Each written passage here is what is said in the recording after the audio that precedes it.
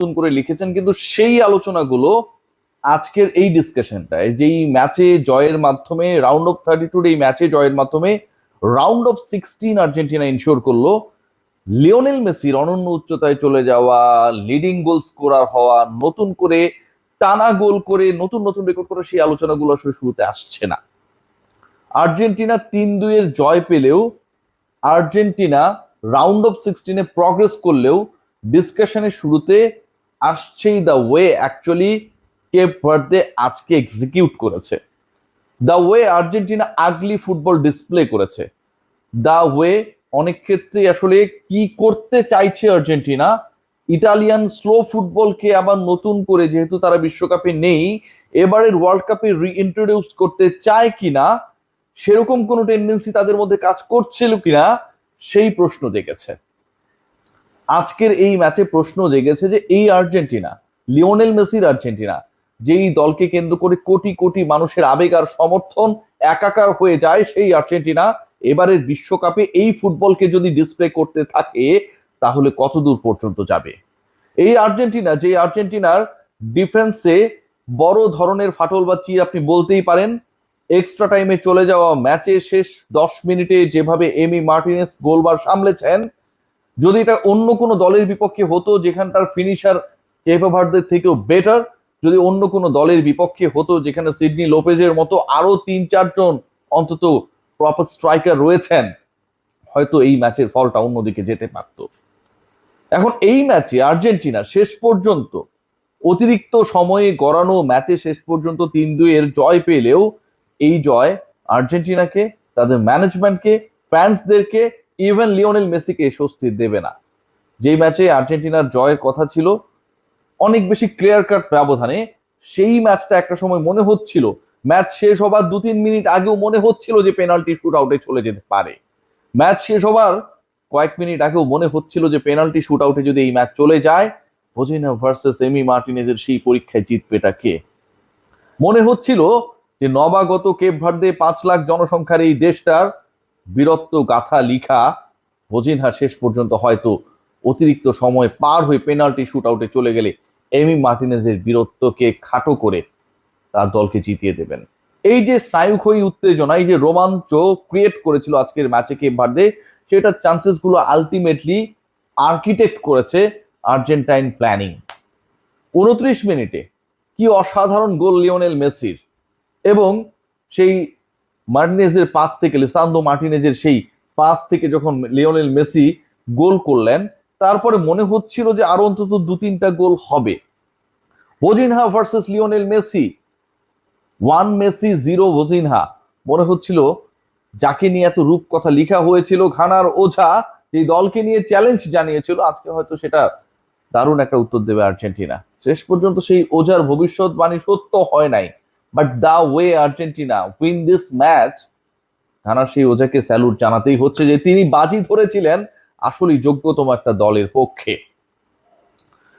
বিরতিতে 1-0 এগিয়ে থেকে আর্জেন্টিনা যাবার পর 59 মিনিটে 1-1 সমতা, এবং সেই সমতা ইন্ডিকেট করে আর্জেন্টিনার ডিফেন্স নিয়ে আসলে কত ধরনের প্রশ্ন আপনি তুলতে পারেন।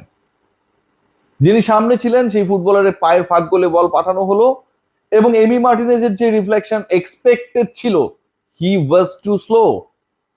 এন্ড অফ দ্য ডে 1-1 শেষ পর্যন্ত মূল বা নির্ধারিত সময় খেলা শেষ হওয়ার পর যখন ম্যাচ করায়, অতিরিক্ত সময়ে 2 মিনিটের মধ্যে আর্জেন্টিনা 1 গোলে আবার এগিয়ে যায়। 2-1 আর্জেন্টিনা লিড, মেসির কর্নার, এবং আগের গোলে লিসান্দ্রো মার্টিনেজ, যিনি আর্কিটেক্ট হিসেবে কাজ করেছিলেন, দূরপাল্লা সেই পাস দিয়ে লিওনেল মেসিকে দিয়ে গোল করিয়েছিলেন।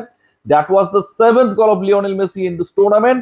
20তম গোল ওয়ার্ল্ড কাপে, টানা 8 ম্যাচে বিশ্বকাপের গোল করার রেকর্ড করলেন, নকআউটে টানা 6 ম্যাচে গোল করার রেকর্ড করলেন সেই লিওনেল মেসি। এবার গোল কারণের ভূমিকায় তার সেই কর্নার থেকে আর্জেন্টিনার স্বস্তির গোল 2-1 এগিয়ে। খেলাটা জমে ওঠে ঠিক তারপরে সিডনি লোপেজ যেই গোলটা করেছেন, যেভাবে করেছেন, যেই গতিতে করেছেন, যেভাবে আর্জেন্টিনার ডিফেন্সকে ফাঁকি দিয়েছেন, যেভাবে এমি মার্টিনেজকে বিভ্রান্ত করেছেন, তাকে কোনো সময় পর্যন্ত দেন নাই টু রিফ্লেক্ট। আমার কাছে মনে হয় that is the goal of this tournament, the way Sydney Lopez scored and equalise for his team. শেষ পর্যন্ত আবারও গোল হয়েছে। ম্যাচ শেষের 3-4 মিনিট আগে আর্জেন্টিনার হয়ে আরো একটা গোল হয়েছে, ক্রিস্টিয়ান রোমেরো সেই গোলটা করেছেন, আবারও লিওনেল মেসির সেই কর্নার, বাট সেই গোলটা ওন গোল হিসেবে দেওয়া হলেও Romero ultimately played a very very big role to score this goal. ওই পজিশনে লিওনেল মেসি যেভাবে যেখানটায় বলটাকে পাঠিয়েছিলেন, অ্যান্ড দেন ফাইনালি সেটাকে জালে জড়ানো, ওজিনাকে ফাঁকি দেয়া, যাকে আসলে কোনোভাবেই ফাঁকি দেয়া যাচ্ছিল না। অন্য কোনো গোলকিপার হলে হয়তো লিওনেল মেসি আজকে হ্যাটট্রিকও করে ফেলতে পারতেন। সেই জায়গায় ক্রিস্টিয়ান রোমেরোর এই গোল 3-2 আর্জেন্টিনাকে এগিয়ে দেয়। তারপরেও স্বস্তি আসছিল না, কারণ শেষ বাঁচি কখন বাঁচবে। বারবার পিছিয়ে পড়ার পর কেপ ভার্দে যেভাবে প্রত্যাবর্তনের রূপকথা লিখছিলেন, যেভাবে নতুন করে সিন্ডেলার গল্প লিখছিলেন, তাতে এই ম্যাচটায় আর্জেন্টিনার সবচেয়ে বড় ফ্যান বা সমর্থকরাও আজকে ড্যাম শিওর ছিল না যে তাদের প্রিয় দল জিততে পারবে। Being an Argentine fan, I was really annoyed. আমার খুব বোর মনে হয়েছে the way actually they executed their game today, the way actually Lionel Scaloni আজকে প্ল্যান করেছেন। আর্জেন্টিনা এনার্জি বাঁচাতে চায়, নাকি প্রতিপক্ষকে ছোট করতে চায়, নিজেদেরকে রিল্যাক্স রাখতে চায়, নাকি অনেক বেশি প্যানিকে তারা চলে গেছে? You have no answer of all this questions. মাঠে সবচেয়ে আগলি ফুটবল খেলেছেন কে, এই প্রশ্নের উত্তর যদি খোঁজার চেষ্টা করেন তাহলে উত্তরটা একটাই নাম, লাউটারো মার্টিনেজ। কোনো প্রেসিং নেই। What actually he was doing. পরবর্তীতে আলভারেজ আসার পরে কিছুটা হলেও ম্যাচের গতি বেড়েছিল, আক্রমণের ধার বেড়েছিল, বাট যেই অ্যাটাকটা আসলে আর্জেন্টিনার কাছ থেকে আমরা আশা করি, যে দ্বৈত অ্যাটাক আমরা ডেম্বেলে এবং একই সাথে এমবাপ্পের কাছ থেকে পাই, যেই অ্যাটাক আমরা কুনিহা এবং একই সাথে ভিনি জুনিয়রের কাছ থেকে পাই, সেই অ্যাটাকের জায়গাটা তো আর্জেন্টিনার নাই রে ভাই। All the things done by Lionel Messi. তিনি গোল করছেন, টানা 4 ম্যাচে গোল করলেন, তিনি চান্সেস ক্রিয়েট করছেন, তিনি ফ্রি কিক নিচ্ছেন, তিনি কর্নার কিক মারছেন, সেই কর্নার থেকে তার সতীর্থরা গোল করছে। তিনি এমন একজন ক্যারেক্টার হিসেবে মাঠে থাকছেন যাকে পাহারা দিতে গিয়ে স্পেস ক্রিয়েট হচ্ছে। বাকিরা কোথায়? ফ্রান্সের এমবাপ্পের সাথে ডেম্বেলে থাকেন, না পারলে আরেকজন গোল করেন। ভিনি যদি না পারেন কোনো কারণে সেখানটায় কুনিয়াকে আমরা দেখি, বাট লিওনেল মেসির পাশে সেই ডেম্বেলে সেই কুনিয়ারা কোথায়? লাউটারো মার্টিনেজ একজন আছেন, শুধু নামেই আছেন। তিনি কখন বল পান আর কখন কন্ট্রোল হারান এটা খুব ডাউটফুল হতে হয়, কারণ ফ্র্যাকশনস অফ সেকেন্ডের মধ্যে সবকিছু বইটা যায়। একজন ফুটবলের কোনো প্রেসিং নাই, but he is the probable number 9 of Argentina's team. এভাবে আর্জেন্টিনা আসলে কতদূর যেতে পারবে, কতদূর যেতে পারে সেটা নিয়ে ডাউটফুল হওয়াটা আমার কাছে মনে হয় না যে খুব বেশি অন্যায় হবে। সবাই ভালো থাকবেন।